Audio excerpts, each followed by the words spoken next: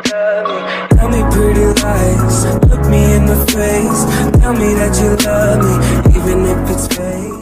Hello everyone, welcome back to my channel commerce with Anjali Talwar. So आज हम अपना next chapter start कर रहे हैं। 11th क्लास की अकाउंट्स जो हमने स्टार्ट कर रही है, जो कि है लेज़र। हम ऑलरेडी जर्नल कंप्लीट कर चुके हैं, ठीक है, जिसमें हमने उसके बाद सब्सिडरी बुक्स, कैश बुक, ये सारे चैप्टर कवर कर लिए हैं।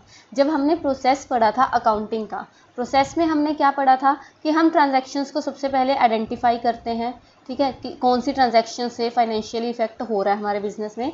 सेकंड नंबर पे हम उनकी रिकॉर्डिंग करते हैं। अब रिकॉर्डिंग के लिए हमने 2 से 3 चैप्टर कर लिए, जिसमें हमने ऑलरेडी जर्नल, जो छोटी कंपनीज हैं, छोटी कंपनीज हैं जिसमें स्मॉल नंबर ऑफ ट्रांजैक्शन है, जर्नल मेंटेन करती हैं, कैश बुक मेंटेन कर सकते हैं, सब्सिडरी बुक्स मेंटेन कर सकते हैं, ये हम ऑलरेडी कर चुके हैं। अब थर्ड स्टेप क्या होता है? थर्ड स्टेप होता है क्लासीफाई करने का। क्लासीफाई के लिए हम जो अकाउंट बनाते हैं वो कहते हैं लेजर अकाउंट। जर्नल में जितने भी हमने ट्रांजेक्शन्स की वो होती है क्रोनोलॉजिकल ऑर्डर में। मैंने आपको पढ़ाया था ना कि जर्नल में जितनी भी ट्रांजेक्शन्स होती हैं वो सारी किस में होती हैं? क्रोनोलॉजिकल ऑर्डर में होती हैं। क्रोनोलॉजिकल ऑर्डर का मतलब क्या है? Date wise. अब मुझे एक बात बताओ, आज के दिन में जितने भी ट्रांजैक्शन हुई, मैं आज की बात करती हूँ टुडे, ठीक है, जितनी भी ट्रांजैक्शन हुई मैंने सारी एक जगह रिकॉर्ड कर दी। लगा लो मेरी बिजनेस में, मेरा छोटा बिजनेस में 35 ट्रांजैक्शन हुई, ठीक है, तो आज 35 ट्रांजैक्शन मैंने रिकॉर्ड की, तो शाम को क्या मैं किसी भी चीज़ का रिजल्ट निकाल सकती हूँ? किसी भी चीज़ का रिजल्ट निकल जाएगा कि आज जो है, अगर मैंने जर्नल में सब लिखा है तो एक्स से कितने पैसे आए, एक्स को कितने देने हैं, वाई से आना जाना, ठीक है, परचेज कितना हुआ, सेल्स कितना हुआ, समझे, कैश कितना आना जाना है, बैंक में कितना पैसा पड़ा। बिल्कुल नहीं, क्योंकि जर्नल जस्ट एक रिकॉर्डिंग का काम करती है कि हमने उसको कोई एंट्री भूल ना जाए, उसके लिए हमने उसको डेट वाइज रिकॉर्ड कर लिया है। उसके बाद अगर कोई भी उससे हमने रिजल्ट निकालना है तो उसको हमें क्या करना पड़ेगा? क्लासीफाई करना पड़ेगा। एक्स से रिलेटेड कोई भी रिजल्ट निकालना है तो एक्स का एक अकाउंट बनाना पड़ेगा, उससे कितना पैसा आया, कितना गया, जो बैलेंस बचा वो निकालना पड़ेगा। तो इसको जब हम टी फॉर्मेट में एक्स का अकाउंट बनाएंगे, इसको हम कहते हैं लेजर बनाना, ठीक है। तो कुछ भी स्टार्ट करने से पहले ना मैं आपको इसको सिखाई देती हूँ कि लेजर बनता कैसे है, तो ना जितना भी हम थ्योरी पढ़ेंगे वो आपका कवर हो जाएगा। तो आज की क्लास में हम कवर करेंगे थ्योरी वाला पार्ट, और लेजर बनता कैसे मेनली आज ही सीखोगे, तो थ्योरी वाला पार्ट समझ के छोड़ मत देना, ओके, वीडियो को। सो देखो, फॉर एग्जाम्पल देखो, यहाँ पे ये चीज़ देखो आप, जो मैंने आपको करवाना है मेन। तो चलो, 1 अप्रैल कहता है, एग्जाम्पल है 1 अप्रैल 2017 गुड्स बेचे, कैश पे 20,000, जर्नल एंट्री पास करने और लेजर। मैंने आपको लास्ट क्लास में भी कहा था जर्नल बहुत इंपॉर्टेंट है भाई, जर्नल कर लो अच्छे से। तो पहले जर्नल एंट्री पास करनी है, फिर उसको लेजर में पोस्ट करना है। तो मुझे एक बात बताओ, इसकी एंट्री क्या होगी? एंट्री होगी cash account debit to sales. Normal है ये एंट्री, तो बिल्कुल नॉर्मल सी है, cash account debit to sales account. Entry journal मैं ये एज्यूम करके चल रही हूँ कि आपको आ रहा है, इसीलिए आप लेजर पढ़ रहे हो, ठीक है। तो cash account debit to sales account. अब लेजर जब भी बनता है ना, तो जितने अकाउंट का नाम आया सबका अलग अलग अकाउंट बनेगा। कैश का अकाउंट बनेगा अलग, सेल्स का अकाउंट बनेगा अलग। कैश का अकाउंट, सेल्स का अकाउंट, यहाँ तक समझ आया? कैश का अकाउंट अलग बनेगा, सेल्स का अकाउंट अलग बनेगा। इस जर्नल की बात कर रही हूँ, इसके अकॉर्डिंग, ठीक है। उसके बाद अब इसका फॉर्मेट क्या होता है? फॉर्मेट देख लो, date, particulars, journal folio, amount. ये हो गया आपका डेबिट, ये आपका क्या हो गया? डेबिट, ठीक है, डेबिट। देखिए टी फॉर्मेट अकाउंट है, टी फॉर्मेट का मतलब 2 पार्ट्स में डिवाइड होगा, डेबिट और क्रेडिट, ये तो हमें पता ही है। तो इसी द्वारा क्रेडिट साइड डेट, जिस दिन ट्रांजैक्शन हुई, जिस दिन हम लेजर में लिख रहे हैं, पर्टिकुलर्स, जर्नल फोलियो, अमाउंट। देखो बाकी सारा सेम है, जर्नल फोलियो क्यों लिख रहे हैं? ये लेजर बना रहे हैं, तो लेजर में हमने जर्नल में हमने लेजर फोलियो लिखा था कि लेजर का पेज नंबर, ऐसे ही हम लेजर में जर्नल का पेज नंबर लिखते हैं तो जर्नल फोलियो हो जाता है। यहाँ तक समझ आया? ठीक है। तो हमने करना क्या अब इसमें? कैश टू सेल्स में हमने 2 अकाउंट्स बनाए, एक कैश का एक सेल्स का। कैश का सेल्स का फॉर्मेट बना लिए। अब कौन सा ट्रांजैक्शन कहाँ जाएगा? तो कैश अकाउंट में, कैश अकाउंट क्या हुआ है? डेबिट हुआ है, तो डेबिट साइड सेम रहेगी, ये ध्यान रखना।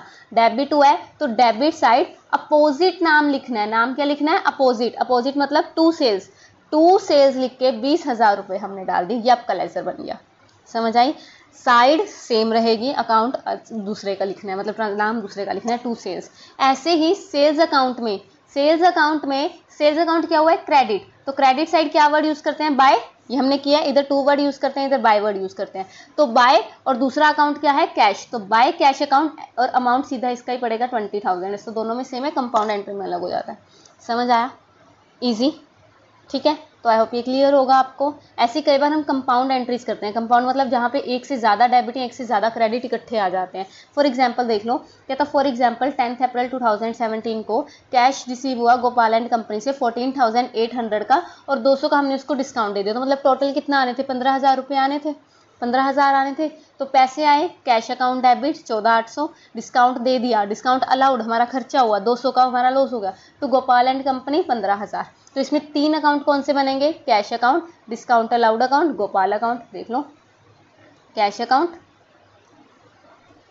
डिस्काउंट अलाउड अकाउंट और गोपाल अकाउंट। ये बात समझ आई।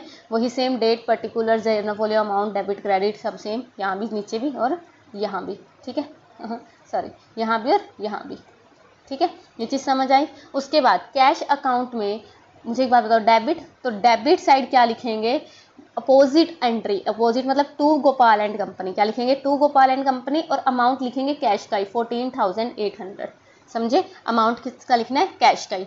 सेम ऐसे ही डिस्काउंट अलाउड में, डिस्काउंट अलाउड क्या है, डेबिट है, तो डेबिट साइड ही लिखेंगे, अपोजिट एंट्री, अपोजिट नाम, to Gopal and company, to Gopal and company, लेकिन अमाउंट इसी का कितना, 200 रुपये।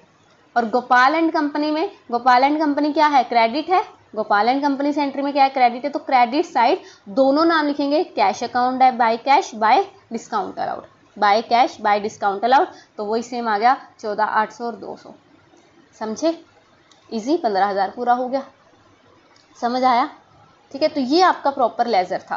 अगर आपको ये समझ आ गया ना, तो थ्योरी तो बहुत इजी है अब आपके लिए। देखो फटाफट थ्योरी कंप्लीट कर लेते हैं, ओवरव्यू ले लेते हैं थ्योरी का भी। तो ये क्या कहता है, इस चैप्टर में आप कवर करोगे meaning and importance of ledger, books of original entry और लेजर में क्या फ़र्क है, लेजर का फॉर्मेट और जर्नल से कैसे पोस्ट करना है, ये 2 चीज़ें आपको मैं ऑलरेडी करवा चुकी हूँ, ठीक है। तो हमें बेसिक सब करना रह गया। तो सबसे पहले आ जाता है meaning and definition of ledger पे। कहता है जो बिजनेस ट्रांजैक्शन है सबसे पहले हम जर्नल में लिखते हैं, स्पेशल पर्पस सब्सिडरी बुक्स में लिखते हैं। नेक्स्ट स्टेप है कि उनको हम ट्रांसफर करते हैं उनके लेजर अकाउंट में, मतलब जितनी भी एंट्रीज हमने रिकॉर्ड की हैं जर्नल में, ये जर्नल है भाई, जर्नल में या स्पेशल पर्पस सब्सिडरी बुक्स में उनको क्लासीफाई करेंगे, ताकि हमें एक्चुअल अकाउंट, किसी पर्टिकुलर अकाउंट की कोई पोजीशन पता लग सके, तो उससे रिलेटेड सारी ट्रांजैक्शन को एक पर्टिकुलर अकाउंट एक लेजर में क्या है ट्रांसफर कर देंगे। सो लेजर बुक में सारे अकाउंट्स की जो है मतलब हमें रिजल्ट पता लगते हैं, पर्सनल, रियल, नॉमिनल, कोई भी अकाउंट हो हमारा, ठीक है। सो लेजर जो है हम बाउंड रजिस्टर या कार्ड्स की फॉर्म में या पंच शीट की फॉर्म में, लूज लीव बिंडर के फॉर्म में कैसे भी बना सकते हैं, और हर अकाउंट का जो टी फॉर्मेट अकाउंट है अलग पेज पे बनाएंगे, हर पर्सन का, हर अकाउंट का। सो इसकी ज़रूरत क्या है, कहता बेसिक ऑब्जेक्टिव अकाउंटिंग का क्या होता है कि हमें पता लग सके कि हर कस्टमर में इसका क्या है, कि हर कस्टमर के कितना पैसा लेना है, किसको कितना देना है, कितना परचेज़ किया, कितना सेल किया, कितना खर्चा हुआ, कितनी इनकम हुई। तो ये चीज़ें जब हमें पता करनी है तो वो सारा हम कैसे पता लगता है, जर्नल से नहीं पता लगती। जर्नल में जब सारी ट्रांजैक्शंस कर देते हैं साथ, तो वो क्रोनोलॉजिकल ऑर्डर में ट्रांजैक्शन चाहे होगी है, लेकिन उससे हम एक पॉइंट पे एक्चुअल हमें रिकॉर्ड पता नहीं लगता कि एक्चुअल में उसका पोजीशन क्या है उस चीज़ की। तो उसका जो एक्चुअल पोजीशन पर्टिकुलर अकाउंट का देखने के लिए हम क्या बनाते हैं, लेजर बनाते हैं। तो देख लो एडवांटेजेस क्या है, कहता सारे अकाउंट्स ओपन होते हैं सेपरेट पेज पे, तो इजीली हम किसी भी अकाउंट का जो भी इफेक्ट चेक कर सकते हैं किसी भी पॉइंट ऑफ टाइम पे। कोई भी इंफॉर्मेशन हमें चाहिए, कितना पैसा किसी कस्टमर से लेना है, कितना किसी क्रेडिटर को देना है, परचेज सेल कितनी हुई, पोजीशन क्या है, वो सब पता लग जाएगा।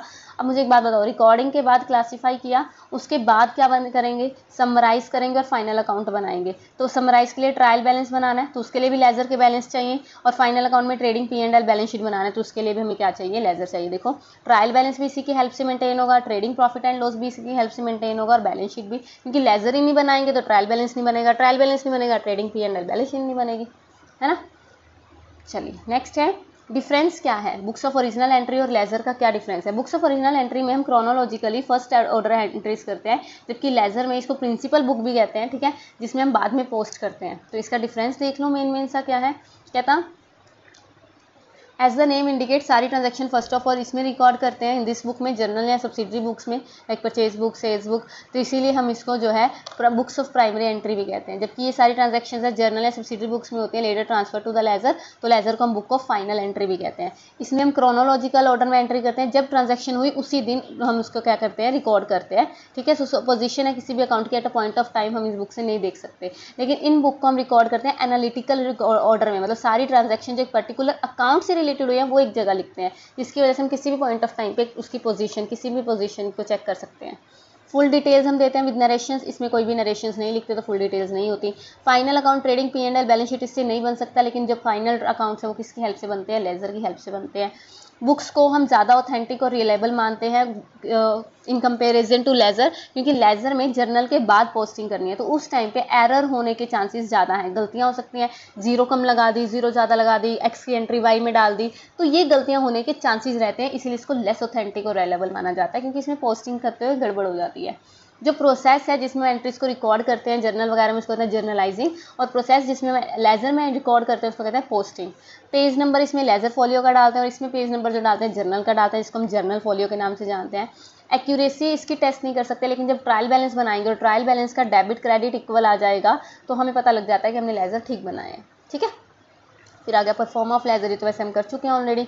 तो वही ये देखो, हर लेज़र अकाउंट का date particular journal folio amount, तो टी फॉर्मेट है, date particular journal folio amount, यहाँ पे नेम ऑफ अकाउंट डेबिट और क्रेडिट आ गया अपना। ये तो ईजी, आपको ईजी आता है।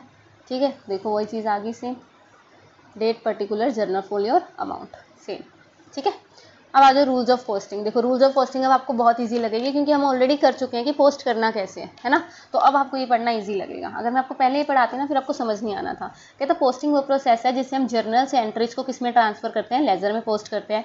कहता पहला रूल क्या है, सारी ट्रांजेक्शन जो एक अकाउंट से रिलेटेड है वो एक ही प्लेस पर होंगी। अब हमने क्या बनाया, कैश अकाउंट बनाया, तो कैश से रिलेटेड जितनी भी एंट्री है सारी एक जगह होंगी, सेल से रिलेटेड जितनी भी एंट्री एक जगह होंगी। So in other words two separate account should not be open for same entry, same account. ये नहीं है कि सेल के लिए अब दो खोल देंगे। कहता दो कस्टमर जिनका सेम नाम है तो उनके एड्रेस के साथ लिखकर उनको क्या है हम डिफाइन करते हैं। Like for example account of Anil Karol Bagh और अकाउंट ऑफ अनिल चांदनी चौक वाला हम लिख सकते हैं। उसके बाद डेबिट साइड के लिए 2 वर्ड यूज़ करते हैं कोई भी अकाउंट लिखने से पहले, और क्रेडिट साइड के लिए बाय वर्ड यूज़ करते हैं। ये अभी करके आए हम। ठीक है, उसके बाद कोई भी अकाउंट में अगर जर्नल में डेबिटेड हुआ है तो लेज़र साइड भी वो डेबिट ही होगा, पर्टिकुलर्स कॉलम में नाम दूसरे का आएगा, बस ये ध्यान रखना। और अगर कोई चीज़ जर्नल में क्रेडिट हुई है तो लेज़र में भी वो क्रेडिट ही होगी, बस नाम दूसरे का आएगा।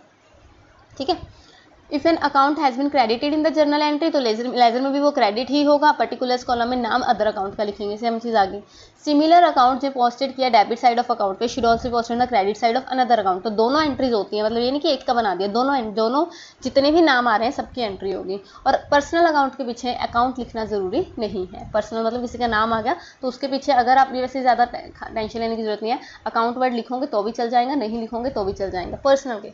तो ये था आपका एग्जाम्पल जो मैं आपको ऑलरेडी करवा चुकी हूँ।